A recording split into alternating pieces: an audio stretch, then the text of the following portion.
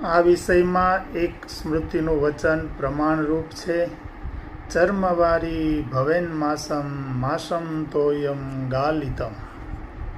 શ્લોકનો અર્થ એ છે કે ચામડાના કોષનું જળ માંસની સમાન કહ્યું છે અને ગાળ્યા વિનાનું જળ પણ માંસની સમાન કહેલું છે. માટે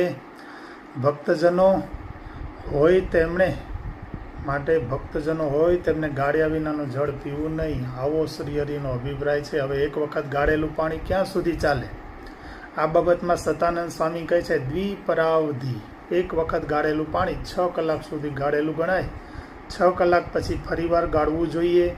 સવારે ગાળેલું પાણી બપોરે ગાળવું જોઈએ અને બપોરે ગાળેલું પાણી સાંજે ગાળવું જોઈએ. અને વળી દૂધ પણ ગાળ્યા વિનાનું પીવું નહીં, કારણ કે દૂધમાં ક્યારેય ગાય આદિક પશુઓના શરીરમાંથી રૂવાડા ખરી પડવાનો સંભવ હોય છે અને પશુઓને ધોતી વખતે મચ્છર, કચરો આદિ અયોગ્ય વસ્તુનો પણ પડવાનો સંભવ હોય છે. માટે ગાળી નાખવાથી દૂધની શુદ્ધિ થાય છે અને વળી બજારમાંથી ખરીદેલ ઘી, તેલ આદિ આહારના ઉપયોગમાં લેવાતી પ્રવાહી વસ્તુ પણ ગાળીને જ વાપરવી, કારણ કે ઘી, તેલ આદિ રસોને જ્યારે ગાળીએ છીએ ત્યારે કોઈક સમય તેમાંથી કેસ, કીડી, મચ્છર ત્યાગ કરવા યોગ્ય છાશનો ભાગ એ સિવાય બીજો કચરો પણ જોવામાં આવે છે.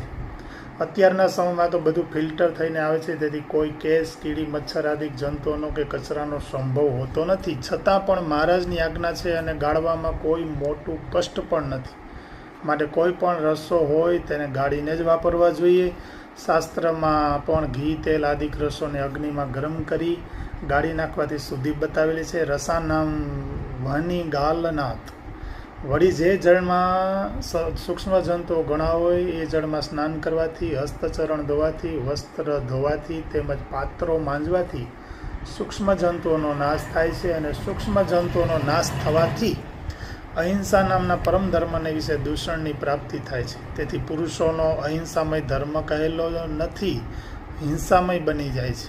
માટે સર્વે વર્ણવાળા પુરુષો હોય કે સ્ત્રી હોય તેમને સૂક્ષ્મ જંતુવાળા જળ વડે સ્નાનાદિક ક્રિયા ક્યારેય પણ કરવી નહીં, આવો સહજાનંદ સ્વામીનો અભિપ્રાય છે.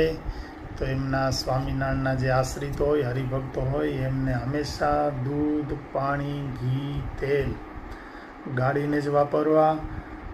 સ્નાન કરો છો એ પણ સ્નાન કરેલું પાણી પણ ગાળીને વાપરવાનું કહ્યું છે.